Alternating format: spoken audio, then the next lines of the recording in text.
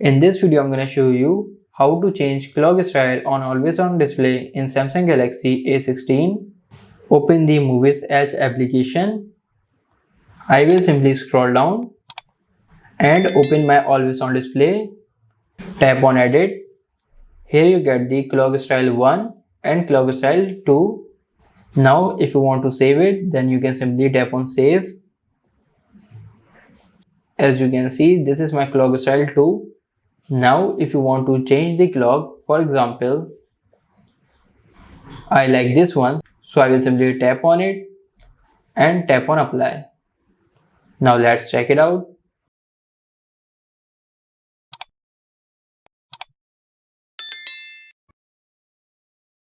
As you can see, my clock style is changed. So this is how you can change clock style on always on display in Samsung Galaxy A16. If this video helps you, like this video and subscribe the channel.